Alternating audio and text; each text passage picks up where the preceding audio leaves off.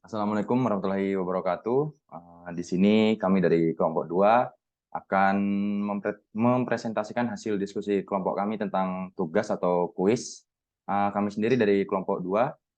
Kelompok 2 ini beranggotakan saya dan Widya Bramantara, NIM 3099, Anhar Muklis, NIM 3034, Ilham Hibatul Wafi, NIM 3003, Afif Rohul Abrori, NIM 3044, Nila Ayu Christine, 3050. Nah, baik, itu tadi dari anggota dari kelompok 2. Kami langsung masuk ke soal permasalahan transport. Nah, di sini terdapat 5 warehouse dan 5 reseller. Setiap warehouse memiliki supply untuk menyuplai barang, sedangkan setiap reseller memiliki permintaan barang yang berbeda-beda. Akan dicari biaya optimum dalam permasalahan transport. Permasalahan ini akan diselesaikan menggunakan metode list cost, dan untuk menentukan tabel optimumnya menggunakan metode stepping stone. Berikut data dari supply, demand, dan cost. Kita masuk. Yang pertama tentang warehouse. Yang W1 ini Raja Madu memiliki supply 75. Yang W2 Rasa Madu memiliki supply 135. Ketiga, Kumbang Madu, supply 45. Dan keempat, Tawon Madu, supply 20. Kelima, Super Madu, supply 15. Dan keenam, Sari Madu, supply 80. Kita masuk ke resellernya. Itu yang pertama R1, Cita Rasa, demand atau permintaannya 40. Yang kedua, Sari Rasa, demand-nya 110. Prima Rasa, permintaan 130. Glenmore, permintaan 10. Dan Primadona, 80. Nah, kita masuk ke tabelnya.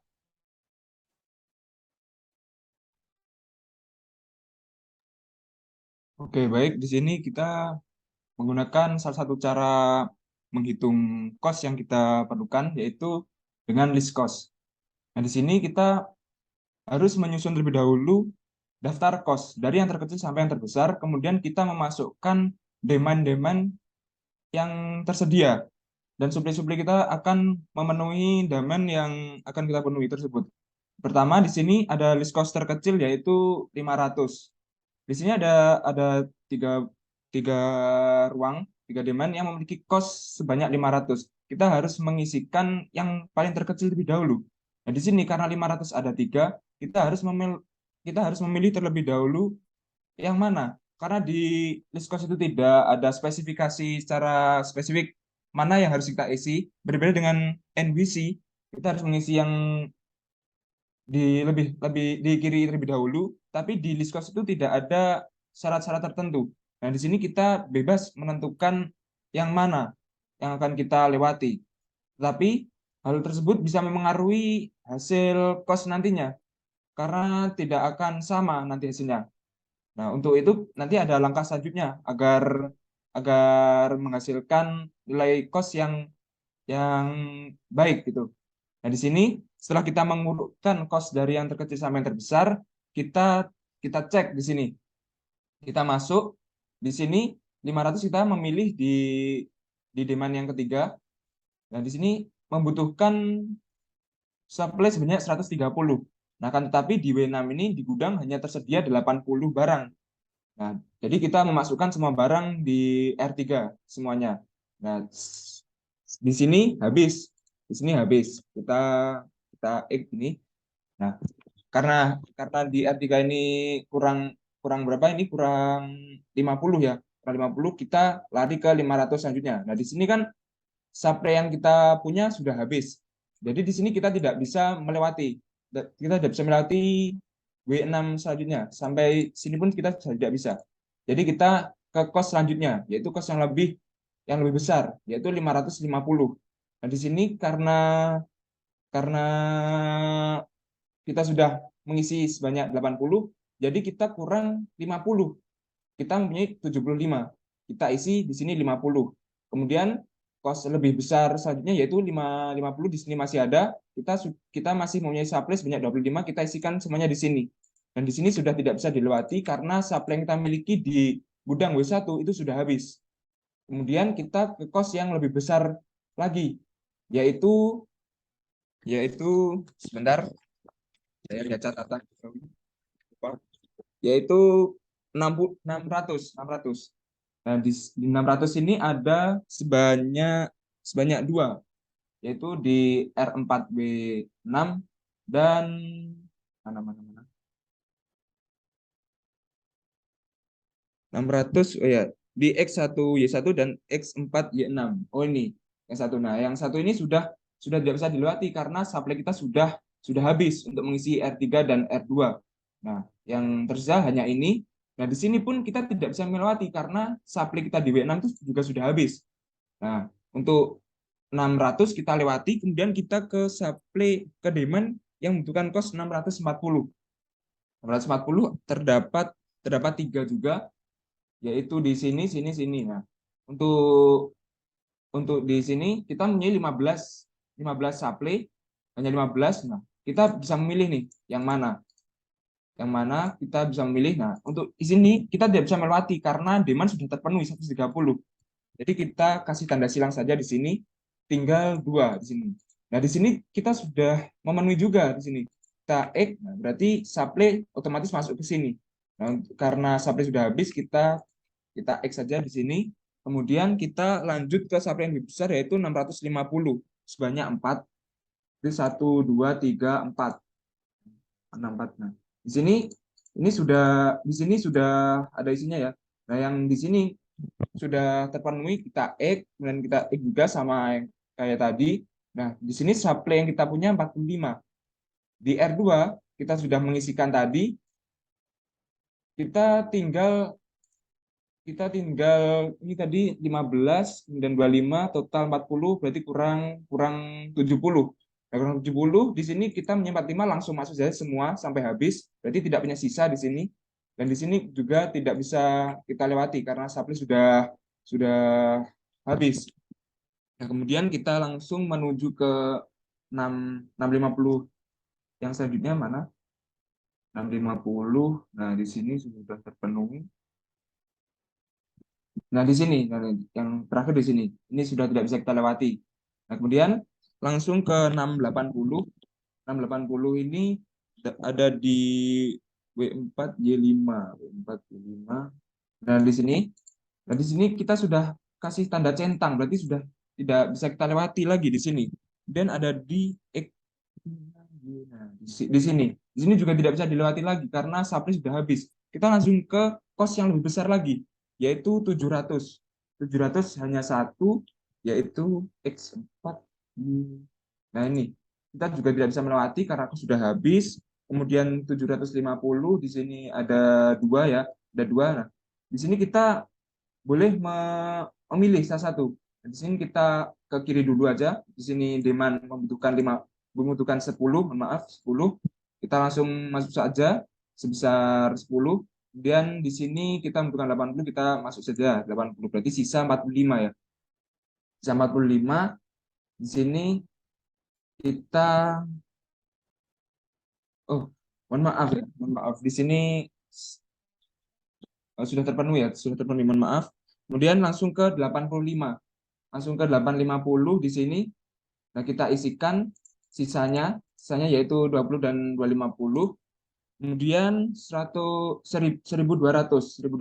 kita isi tidak karena di sini demand sudah terpenuhi ya, sudah terpenuhi, kita kasih tanda X. Kemudian 1300 di sini 1300 di sini sudah terpenuhi, kita tanda X. Kemudian di sini juga sudah terpenuhi, kita tanda X saja di sini. Ya. Mungkin di sini ya, kita tinggal isi yang di R1 W4. Ini sisa yang terakhir. Nah, hasil yang kita peroleh ada 10 sel yang nantinya kita jumlahkan, yaitu cost dengan supply yang kita kirimkan ke demand. Seperti ini kita jumlahkan satu persatu, yaitu 25 kali cost, 50 kali cost, sampai hasil yaitu 253.450. Nah, oke, lanjut ke stepping stone. Oke, baik. Metode selanjutnya itu adalah metode stepping stone. Jadi, metode stepping stone sendiri adalah suatu metode untuk mendapatkan solusi optimal masalah transportasi. Yang kita bahas sekarang, metode ini sendiri bersifat trial and error. Jadi dengan mencoba-coba memindahkan sel yang ada isinya ke sel yang kosong. Jadi beberapa hal penting yang perlu disebutkan dengan penyusunan jalur stepping stone adalah sebagai berikut. Yang pertama itu arah yang diambil baik searah maupun berlawanan arah jarum jam itu adalah tidak penting dalam membuat jalur tertutup. Kemudian yang kedua itu hanya ada satu jalur tertutup untuk kotak kosong. Kemudian yang ketiga itu jalur itu hanya mengikuti kotak terisi. Jadi kecuali pada kotak kosong yang sedang dievaluasi. Jadi ada perkecualian untuk kotak kosong yang sedang dievaluasi. Kemudian untuk selanjutnya itu baik kotak terisi maupun kotak kosong itu dapat dilewati dalam penyusunan jalur tertutup. Jadi kita bisa lewat kotak mana saja seperti itu. Kemudian yang kelima, suatu jalur dapat melintasi dirinya sendiri. Terus yang terakhir itu sebuah penambahan dan sebuah pengurangan yang sama besar itu harus kelihatan pada setiap baris dan kolom pada jalur itu. Itu. Kemudian eh, meskipun eh, menggunakan cara trial and error atau coba-coba, tapi ada syarat yang harus kita perhatikan untuk eh, menggunakan metode ini. Cara-caranya itu diantaranya sebagai berikut. Yang pertama, di sini aturan siklus ya, maksud saya. Aturan-aturan yang harus diperhatikan adalah sebagai berikut. Yang pertama itu siklus perubahan itu pengalokasiannya nggak boleh berubah nilai penawaran dan juga permintaan. Terus yang kedua itu eh, dalam satu siklus itu hanya boleh terdapat satu kotak kosong yang terlibat di dalamnya gitu. Kemudian yang ketiga, suatu siklus itu berawal dan berakhir pada kotak yang sama. Jadi kembali. Kemudian yang keempat itu hanya boleh ada dua kotak yang berurutan yang terletak pada baris atau kolom yang sama. Kemudian langkah-langkah atau metode yang bisa kita gunakan, langkah-langkah yang bisa kita gunakan untuk metode stepping stone sendiri adalah sebagai berikut.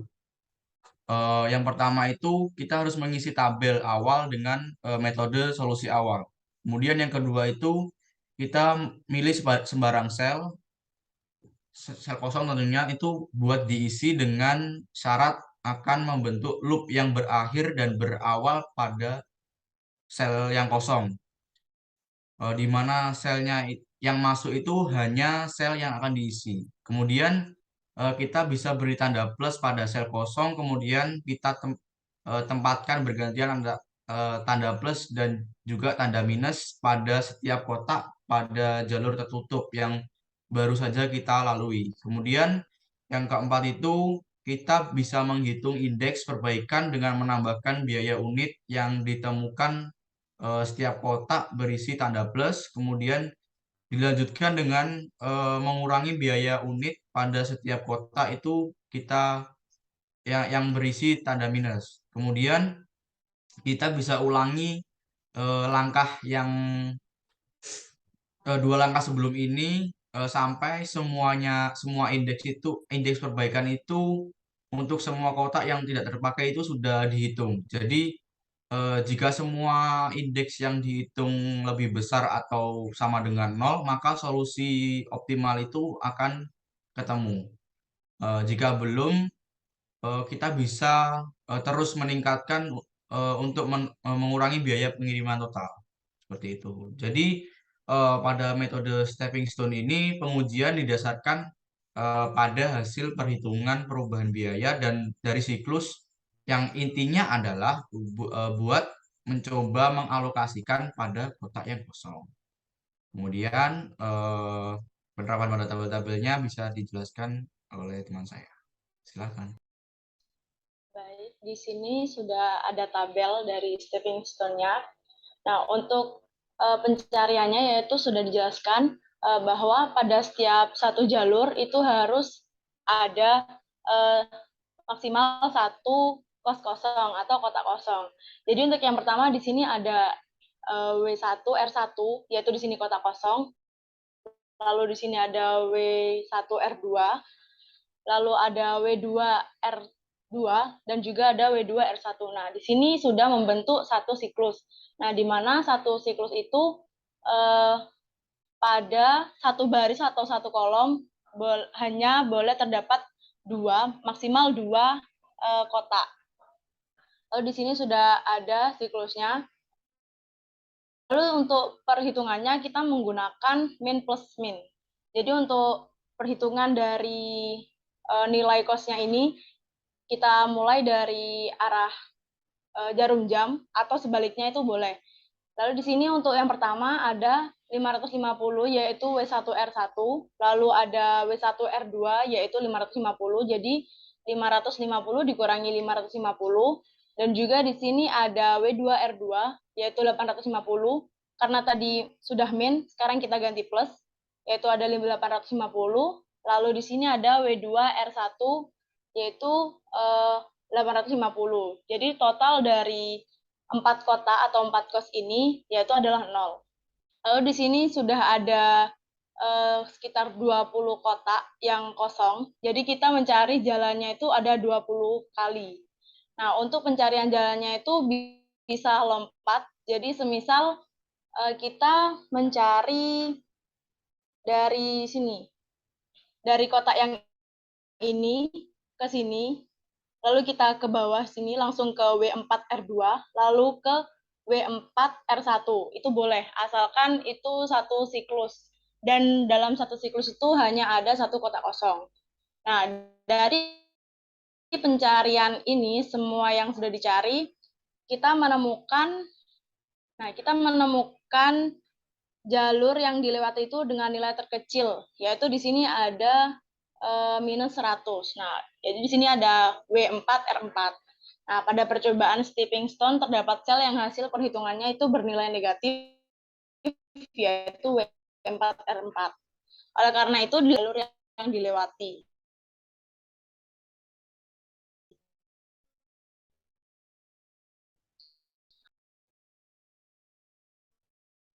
Baik, untuk di sini nilai terkecilnya yaitu ada W4R4, yaitu min 100. Jadi pada percobaan pertama stepping stone terdapat sel yang hasilnya perhitungannya nilai negatif, yaitu W4R4. Oleh karena itu dilakukan perhitungan dengan menggunakan angka-angka yang tersedia di jalur yang dilewati. Nah, untuk nilai dari W4R4 tadi, yaitu jalurnya yaitu bernilai 10. Nah, di sini pada W4R4 tadi kan kosnya kosong. Nah, itu kan kita menggunakan min plus min ya. Jadi kita tambah dengan 10. Lalu dari W2R4 tadi, W2R4 itu ada 10, jadi kita kurangi dengan 10.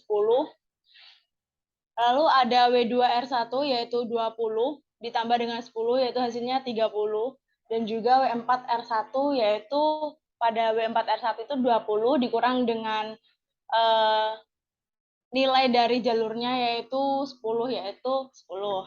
Oke, untuk selanjutnya penyebaran transportnya itu berubahnya akan dijelaskan oleh teman saya. Oke, baik. Selanjutnya setelah ditemukan hasil perhitungan dari setiap siklus yang berisi salah satu sel yang kosong, itu ditemukan tadi ternyata ada di W4R4 yang bernilai negatif. Jadi dari W4R4 itu yang awalnya kosong jadi 10 yang diambil dari kolom W2R4 karena dia satu kolom. Nah, dia tuh dipindahnya ke sini, dipindahnya ke W4.